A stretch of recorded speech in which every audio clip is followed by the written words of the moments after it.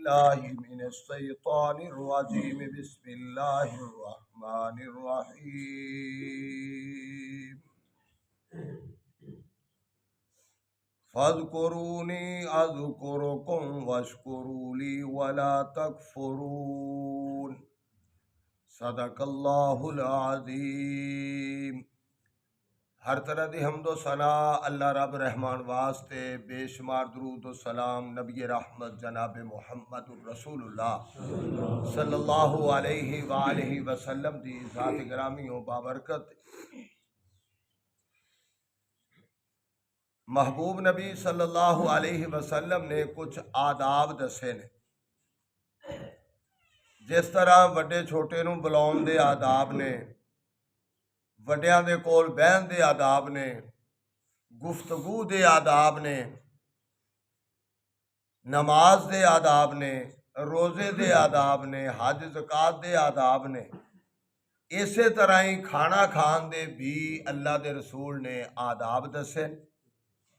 सही बुखारी दी रवायत है, महबूब नबी सल्लल्लाहु अलैहि वसल्लम ने फरमाया, सम्मिल्लाहि कुल बेयमीने का वकुल मिम्मा यलीक।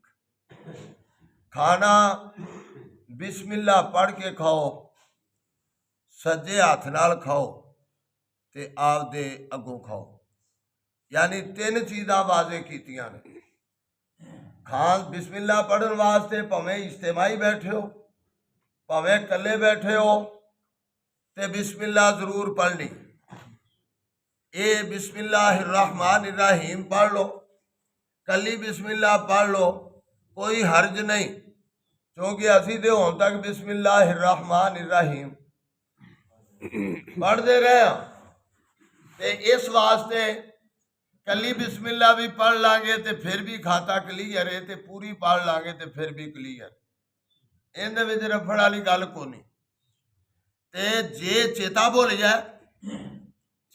जाए ते फिर जदों याद आवे उदों भाई रफीक की पढ़ना, बिस्मिल्लाह अव्वलहु व आखिरहु पढ़ लो। इत्थे ही पढ़ लो, उत्थे नहीं टाइम लगना, उत्थे तो फड़ लो ही। बिस्मिल्लाह अव्वलहु व आखिरहु, बिस्मिल्लाह अव्वलहु व आखिरहु। चेता भुल जाए ते फिर ये पढ़ लेनी है, ते जे चेता रवे ते फिर बिस्मिल्लाहिर्रहमानिर्रहीम पढ़ लो।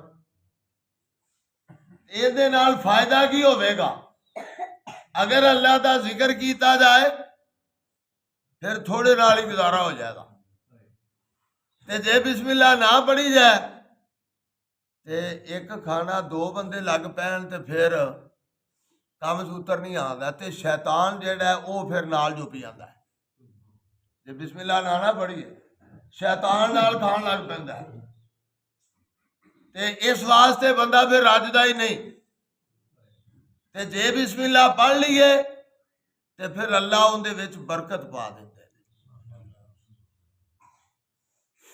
लाला रशीद एक गल करनी ते इन्हां तो पिछे अखीर हुंदी है, इन्हां आखना भी किहड़ी देग पाके होर आ जांदी। ये नहीं, असल वे जो महबूब ने दस दिता है उहदे विच शक कोनी, शक कोनी।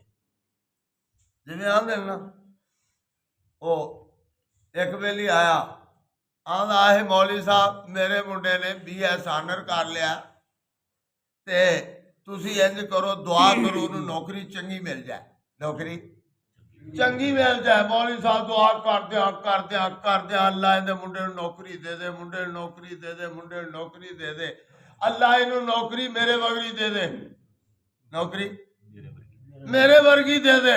वो चौधरी सी भुड़क पिया, उन्हें आख्या मौलवी साहब ये की गल है, ये ते 4000 नाल गुजारा होवेगा, 4000 नाल गुजारा होवेगा। उन्हें आख्या बाबा जी मेरा हुंदा है कि ना, ते तुहाडे वास्ते भी मैं इसे नौकरी की दुआ पिया करना, इसे नौकरी की दुआ करना पिया। एक बेली आखन लगा मौलवी साहब तुहाडे पैसे च बड़ी बरकत हुंदी है। उन्हें आख्या अल्हम्दुलिल्लाह, अल्लाह का शुक्र है, बड़ी बरकत होंदी है। ते इंज कर हाफ दे वाली 2 लाख मैनू दे छड़, मेरे वाली 5000 तू ले लै, बरकत वाली तू ले लै। उस पासे भेडियां जा पियां। इस वास्ते बात जिहड़ी मैं करना चाह रहा वो वे कि बिस्मिल्लाह पढ़न दे नाल खाने च बरकत हो जाती है। ये बरकत तो मुराद खाने का वधना नहीं, वो खाना शिफा वाला बन जाता है। वो खाना मेदे च नुकसान नहीं देता। वो जेड़ा खाना है, जे ढिड पीड़ शुरू हो जाए डॉक्टर को जाए, टीका लगे, रुपया 400 घूक गया, वो चू बरकत हो जाए, वो खाना तकलीफ ना दे मेदे नूं, ते वो 400 बच गया, वो बचिया ते बरकत हो गई, बरकत हो गई। इस वास्ते बरकत तो मुराद रोटियां तिन्ना दी जगह ते 4 होना नहीं, लेकिन अल्लाह होर हजारा बीमारियां कोलों बचा देता है। अल्लाह अकबर। इस वास्ते बिस्मिल्लाहिर्रहमानिर्रहीम पढ़ लो। अगर चेता भुल जाए तो फिर बिस्मिल्लाह अव्वलहू व आखिरहू इनू पढ़ लेना है। बाकी 2 चीज़ां रह गई ने, इंशाअल्लाह फिर जिक्र करांगे। व आखिरु दावाना अनिल हम्दुलिल्लाहि रब्बिल आलमीन।